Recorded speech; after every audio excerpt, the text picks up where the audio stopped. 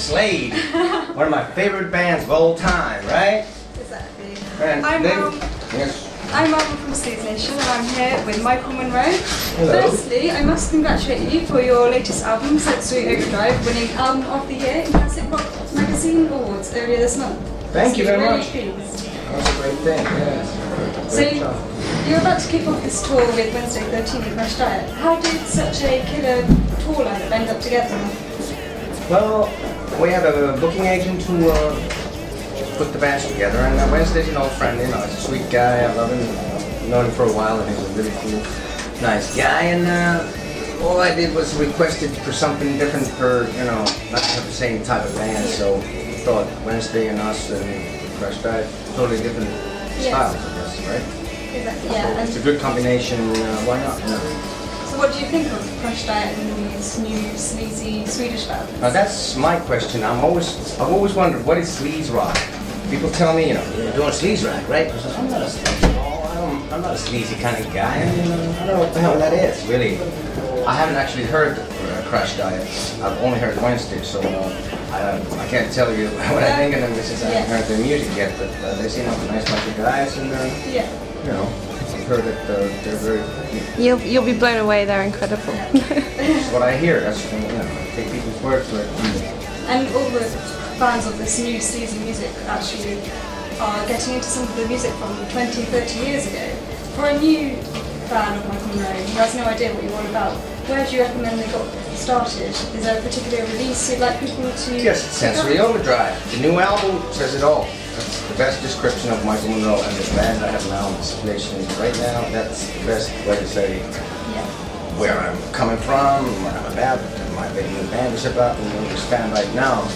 I'd say also over the years you get to a point where, I mean, you try to get better at what you do, and you'll hopefully evolve in a perfect world. You get better at what you do, and that's what I'm trying to do. I'm trying to do what I do better, and having a good time with this band especially. It's a great bunch of guys. Couldn't hope for a better band as I have now. So, and I must say one thing, this is not sleaze rock, it's further away, far away from sleaze rock, so that's why it's good to be on this tour with CRASHDÍET. If they're sleaze rock, we're not. Exactly, that is describes my name. Yeah. You're also an inspiration to some of these new young bands because you're not a heavy drinker or drug user, as rock stars are often portrayed to be. What do you think of the sex, drugs, rock and roll attitude towards the music scene? Well, like I had a song in the past that's entitled more appropriately and realistically in the world of today. I'd rather say dead, jail, or rock and roll is more realistic, more to the truth, the reality of the situation. Sex, drugs, rock and roll is no cliche, and it's all a bunch of horseshit to me. A lot of phony, superficial kind of, yeah, dude, let's party and have a great time. Not really real life, you know. And, yeah. You know, it's really not the way I think of rock and roll. To me,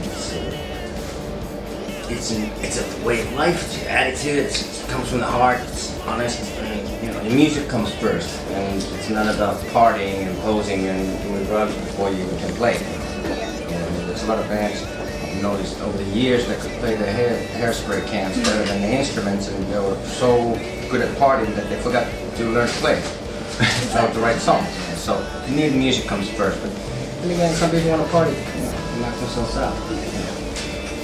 Then you can see it in over the years. You'll see, you know, it leaves its marks, and by the time you're 50, you got the face you deserve. So got 1 year to go. Thanks. Well, you're incredibly fit and active, obviously going since the 80s. What's your secret? Pick up the wrist. I pick up the wrist. That song is about. I definitely think Michael Monroe could create the first rock and roll workout DVD. Just a suggestion. Well, thanks for the what I'm doing now. Take whatever you want from it. Best workout there. Yes. Performing, doing a live show is my favorite kind of exercise. Because really, all the fun and everything combined, and keep moving, keep the music. It's good. Do you have any advice for prospective musicians on how to sustain such a long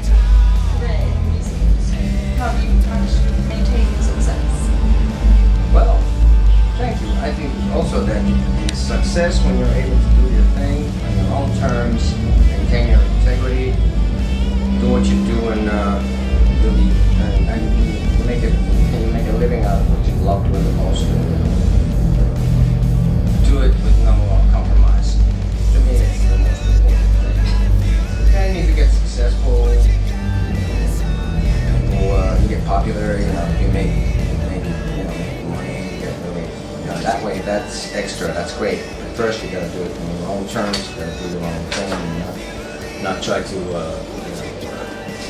just to make a quick buck or get rich quick. You want to be famous for the sake of being famous, and you get it. To me, it's just about, doing something from your heart. So, it's the attitude that I have about it all, and I think that's what it is. And it helps to take care of yourself. It helps not to party too much, or just kind of. Because over the years, for too long, you're gonna start feeling it, and the older you get, the more you have to work at it. To you get all kinds of pains and here and there, and keep your body in shape. If you wanna. I know. Also, in order to be able to do what I do on stage, it's not really. I really couldn't, even if I wanted to. I couldn't really hang out and drink beer all day and stuff like that. It does make it sort of seem like. I mean, people don't want to see a bloated guy grabbing their face, huffing and puffing on stage. It's nicer when it looks easy, and it's nicer when the better shape you're in, the better you do it. Yeah, it feels. Yeah, absolutely. So what has been the highlight of your long career? This is the highlight. Sensory Overdrive, this band, this record, this time now. I feel like things are really good. Yeah. Actually, yeah. You seem to get on really well with everyone, especially Dragan, who's new. Oh yeah, Dragan's a joy. He joined the band, did a whole live thing and everything. He's as hyperactive and nuts as I am on stage. And it's really cool. It really is a strong unit here. I'd say, Ginger was great too. He's always going to be part of this band in one way or the other. Even though he's not touring with us, but he's in spirit. And this is a great situation there. And it's nice to see that I'm getting a certain kind of recognition also from after all these years, because it's time to notice that maybe I've done something important. I got the award and all that. That makes you feel like, oh, thank you, very nice.